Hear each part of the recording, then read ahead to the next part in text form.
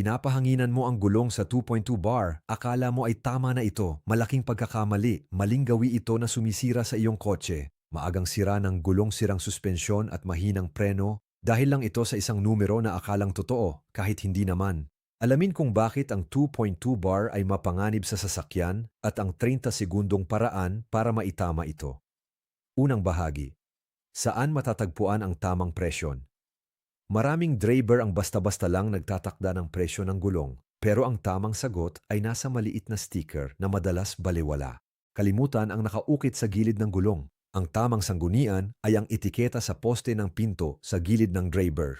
Makikita rito ang tamang presyon ng iyong sasakyan sa harap at likod habang malamig pa ang mga gulong. Lahat ay malinaw na nakasulat. Hindi imbento ang mga numerong ito. Itinakda ito ng mga inhinyero batay sa bigat ng sasakyan, suspensyon, sistema ng preno at distribusyon ng bigat. Ito ay isang datos na sadyang kinuwenta para sa iyong modelo, hindi basta-basta pagtatantya na pwedeng gamitin ng lahat gaya ng sikat na 2.2 bar na inuulit lang ng hindi iniisip.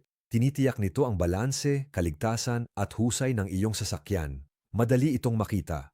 Buksan ang pinto ng driver at tingnan ang gilid nito para sa tamang presyon, sukat ng gulong, limitasyon ng karga, at paalalang sukatin ang presyon habang malamig pa ang gulong.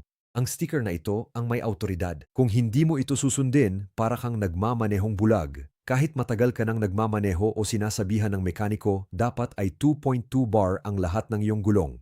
Hindi mahalaga kung ito ang itinuro sa iyo. Ang etiketang ito ay may mahalagang impormasyon tungkol sa kailangan ng iyong sasakyan. Ikalawang bahagi, ang alamat ng 2.2 bar. Saan ba nagmula ito? Ano nga ba ang totoo? Sino ang nagturo nito sa iyo? Mekaniko, kaanak o sadyang sabi-sabi lang ng lahat? Ang numerong ito ay hindi mula sa kotse mo. Ang 2.2 bar na alamat ay nagsimula pa sa mga lumang garahe.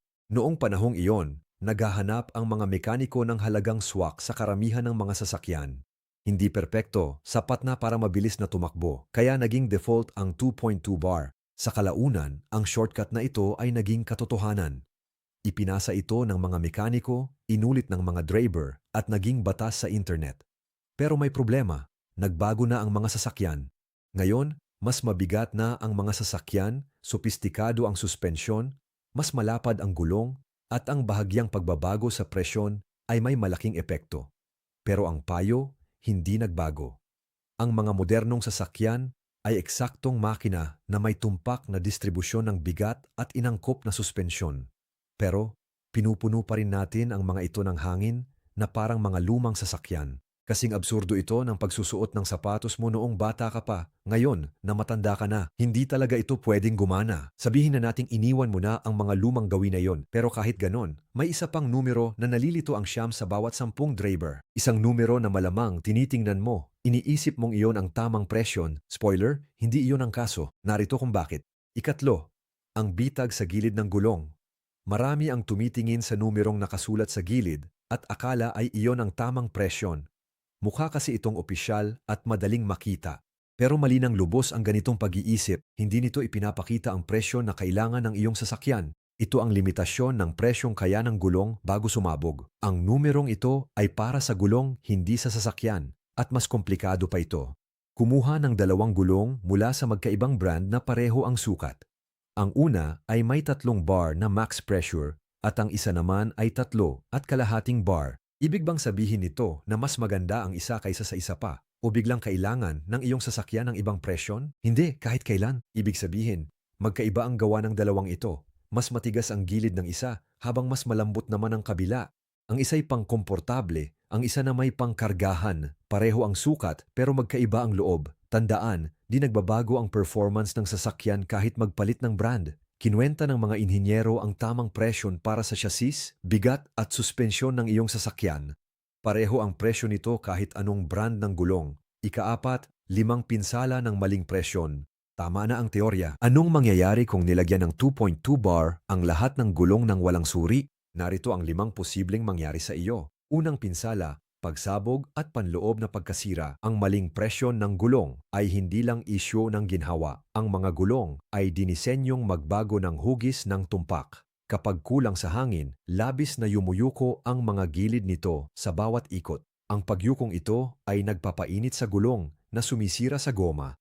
Dahan-dahang nasisira ang mga panloob na patong, naghihiwalay ang metal na balangkas at humihina ang goma. Sa labas, parang normal lang ang lahat.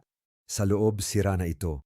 Kaya madalas mangyari ang pagsabog ng gulong sa mabilisang daan, matagal na matapos magsimula ang pinsala. Kapag sobra naman ang presyon, ibang problema naman ang lumalabas. Tumitigas na parang semento ang gulong. Imbes na sumipsip ng yanig, direkta itong tinatamaan.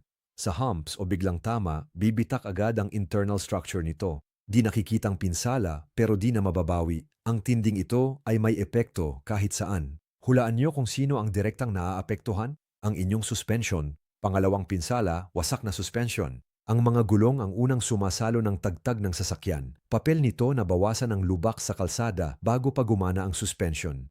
Pero kung ginawa mong 2.2 bar ang lahat ng hindi sinusuri ang kailangan ng sasakyan, mawawala ang proteksyon. Ang sobrang hangin ay nagpapatigas sa gulong. Di na nito salo ang yanig, pasa agad ang impact sa suspensyon. Overworked ang mga shock absorber, madaling masira ang soft parts at mabilis mapudpod ang mga ball joint. Ang resulta, madaling masira ang suspension mo. Sa kulang na hangin, kasing lala rin ang pinsala, nagbabago ang hugis ng gulong, kaya napipilitan ang suspension na mag-adjust. Nagdudulot ito ng masamang panginginig, init at tensyon sa mga mounting point at suspension arm. Ang masama, sinisisi ng mga driver ang kalsada o piyesa imbis na ang presyo ng gulong. Ngunit pag bumigay ang suspension, mas bibilis ang pagkapudpod ng mga gulong at lalala lang ang problema. Pangatlo, hindi pantay na pudpod ng gulong. Normal ang pagkapudpod, pero dapat ay pantay ito at hindi bako-bako gaya ng nakikita sa ibang sasakyan. Mababang presyon ang sumisira sa gilid ng gulong. Yumuyuko ang tagiliran, kaya naiipon ng init at upod agad ang gilid. May umbok pa ang gitna pero upod na ang mga gilid nito. Palitan ng gulong. Sa sobrang presyon, kabaligtaran naman. Gitna ng gulong ang pumapasan sa bigat. Gitna ang nauuna habang ang mga gilid ay buo pa. Dito rin, kailangang palitan ang gulong. Sa parehong kaso, hindi na ito maibabalik. Walang pagbaligtad o pagbalanse ang makakabago nito. Hindi lang ito tungkol sa pagkasira dahil ang hindi pantay na upod ng gulong ay mahina ang kapit at apektado ang iyong pagpreno at pagmanibela. Sa maling pressure ng gulong, hindi nahihinto ng maayos ang kotse mo. Ang karaniwang 2.2 bar pressure ay maaring hindi tama para sa iyong sasakyan. Ang maling pressure ay nagpapababa ng kapit sa kalsada. Mas kaunting kapit, mas mahaba ang distansya ng pagpreno. Nagiging mahirap pati ang pagliko. Hindi tiyak sa mga kurba, umuugoy ang sasakyan at pabago-bago ang takbo nito. Delikado ang biglaang pagpreno, hindi na kumakapit ang iyong mga gulong. Pinipiga mo ang preno para huminto, pero dudulas at lilihis ang sasakyan. Ang kawalan ng kontrol ay magdudulot ng aksidente sa biglang pagpreno. Kahit hindi emergency, bumabawi ang iyong kotse, hirap itong tumatag at puwersado ang makina. Ito ang sanhi ng huling pinsala. Ikalimang pinsala, tumataas na konsumo ng gasolina. Ito ang pinakamapanganib dahil hindi ito napapansin pero unti-unting umuubos sa pera mo. Mas nahihirapan ang makina kapag mali ang hangin ng gulong dahil sa dagdag na resistensya sa pag-ikot. Kailangan ng dagdag enerhiya para tumakbo ang sasakyan. Naiipon ito sa paglipas ng mga buwan. Mas madalas kang nagpapagasolina nang hindi mo namamalayan. Isa itong hindi nakikitang at tahimik na pagdurugo. Kahit ilang sentimo lang ng bar ang diferensya, maaari nitong pataasin ang konsumo mo ng 2 hanggang 3%. Sa loob ng isang buong taon, malaki na ang halaga nito na hindi mo namamalayan. Ikalimang bahagi, bakit magkaiba ang presyon sa harap at likod? Dahil pinag-uusapan na rin ang tamang presyon, narito ang isang bagay na nalilito ang maraming driver. Sa etiketa ng pinto, makikita ang magkaibang presyon sa harap at likod. Bakit pa ba ito kailangang gawing komplikado? Sa totoo lang, hindi naman ito komplikado. Ito ay simple lang at lohikal. Hindi pareho ang bigat na dinadala ng harap at likod. Sa karamihan ng mga sasakyan, ang makina ay nasa harap at nagdadagdag ng ilang daang kilo. Binabago nito ang kapit ng gulong sa kalsada at presyong kailangan para sa suporta. Sa likod, iba ang sitwasyon. Maaaring mas kaunti ang bigat o sa mga utility vehicle, mas marami depende sa karga. Ang pagkakaibang ito ay hindi para pahirapan ka. Para balansehin ang sasakyan, huwag gawing pareho ang presyon sa lahat ng gulong para bumilis o mag-imbento ng sariling values. Sundin ang mga numero sa etiketa, yun lang ang mahalaga. Tinitiyak nito na tama ang takbo ng suspension, preno at handling. Kapag binaliwala ito at pareho ang nilagay mong presyon sa 4 na gulong, mawawala ng balanse, masisira ang gulong, at hihina ang preno. Pang-anim, Mahalaga ang cold tire pressure. Dapat alam mo ang tamang presyon. Pero alam mo ba kung kailan ito dapat sukatin? Dito madalas nagkakamali ang mga driver. Nagbabago ang presyon ng gulong ayon sa temperatura. Kapag sinukat ito matapos magmaneho, mali ang resulta. Bakit? Ang friction sa kalsada ay nagpapainit sa loob ng gulong, kaya tumataas ang presyon nito sa loob ng ilang minuto. Kaya naman nasa etiketa ng pinto na dapat itong sukatin habang malamig pa. Pero ano nga ba ang ibig sabihin ng malamig? Dapat nakahinto ang sasakyan ng 3 oras o hindi pa nakatakbo ng higit sa 2 kilometro. Sa ganitong kondisyon, mas tumpak ang sukat ng presyon ng iyong gulong. Dito mo may a-adjust ang presyon ayon sa rekomendasyon ng manufacturer. Dito masisiguro ang tamang pag-aayos. Kaso maraming driver ang hindi sumusunod dito. Tinitingnan nila ang gulong pagkamaneho at binabawasan ang mataas na presyon nito imbis na hintayin itong lumamig. Ang iba naman ay sobra ang hangin dahil akala nila ito ang tama. Pareho lang ang resulta, maling presyon na nagpapababa sa kapit, nagpapabilis ng pagkasira ng gulong at humihina ang preno. Ang pagsukat habang malamig ang gulong ay nakakalutas sa mga problemang ito. Ngunit hindi lang iyon. Bukod dito, mahalagang malaman ang epekto ng panahon sa gulong dahil nagbabago ang tamang setting. Ikapito, pagbabago ng presyon kada panahon. Naayos mo ng tama ang iyong mga gulong ngayon. Magaling, pero hindi laging ganyan ang mga halagang ito. Maraming driver ang di batid na malaki ang epekto ng panahon sa presyo ng gulong. Sa pagbabago ng temperatura, nagre-react ang hangin sa loob kaya apektado ang paghawak, kapit at pagpreno ng sasakyan. Pag malamig, nababawasan ang hangin sa gulong. Tandaan, kada 5 degree na baba, bawas ang 0.07 bar. Mukhang maliit na bagay ito pero nagkakamali kayo. Bumaba ng 15 degrees mula autumn pa winter. Nawawalan ka ng 0.2 bar sa bawat gulong. Ang gulong mula 2.4 bar ay bumababa sa 2.2 o mas mababa pa. Lalambot at babagal ang tugon ng sasakyan at hindi ito magiging matatag. Ramdam ito sa liko at preno. Ingat sa overinflation tuwing tag-init. Kabaligtaran ang epekto ng init, tataas ng 0.1 hanggang 0.3 bar ang pressure kahit nakabilad lang o galing sa maikling biyahe. Kung magkakarga ka agad, baka sumobra ang hangin. Magre-resulta ito sa tagtag na biyahe, bawas kapit sa kalsada, at delikadong sumabog ang gulong kapag may natamaan. Tagsibol at taglagas ang pinakamapanganib dahil mabilis magbago ang temperatura. Sa umaga, maaaring 16 degrees ang temperatura at aabot ng 20 degrees sa hapon. Sa ilang oras lang, magbabago ang presyon ng gulong ng ilang bar. Kailangang bantayan ito para mapanatili ang tamang presyon. Maraming driver ang nakakakita ng tire pressure warning light tuwing malamig at akala agad ay sira ang sensor. Mali, ginagawa lang ng sensor ang trabaho nito ng tama. Bumaba ang pressure ng gulong dahil sa lamig at babala ito ng sasakyan bago mapanganib. Gintong panuntunan, tandaan ito. Suriin ang gulong buwan-buwan at tuwing nagbabago ang panahon. I-adjust ang presyon habang malamig pa, base sa etiketa sa pinto. Iwasan ang standard na 2.2 bar sa lahat ng gulong.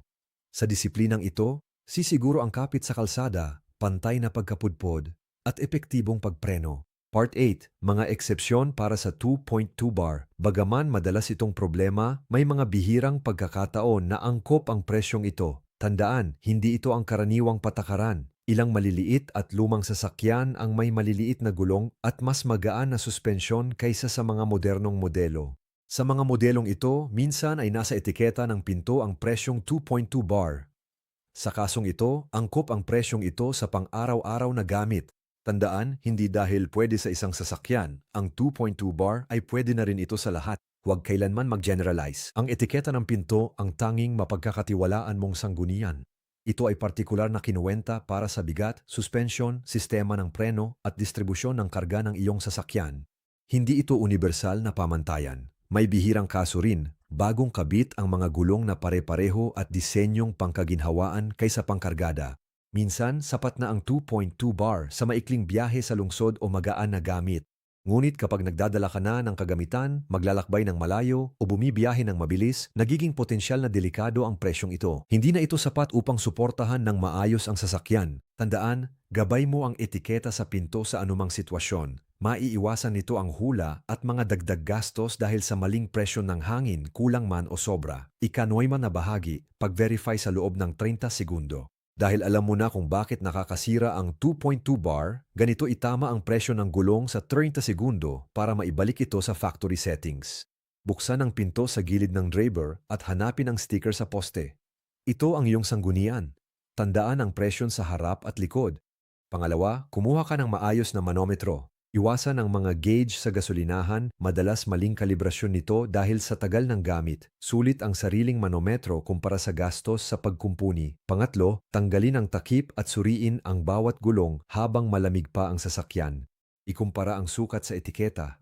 Pang-apat, kapag kulang ang hangin ng gulong, magpahangin hanggang sa tamang level. Kung sobra, pindutin ang balbula para magbawas. Gawin ito sa lahat ng gulong. Panglima, ibalik ang mga takip at silipin nang mabilis ang mga gulong para masigurong maayos ang lahat. Yun lang, suriin ito buwan-buwan at tuwing nagbabago ang panahon. Pinapanatili nito ang iyong mga gulong, suspensyon at preno sa maayos na kondisyon. Binabago nito ang lahat. Tatagal ang gulong, titipid sa gasolina, mas ligtas ka at lahat ito sa ilang segundong atensyon lang buwan-buwan. Agad at malaki ang benepisyo nito.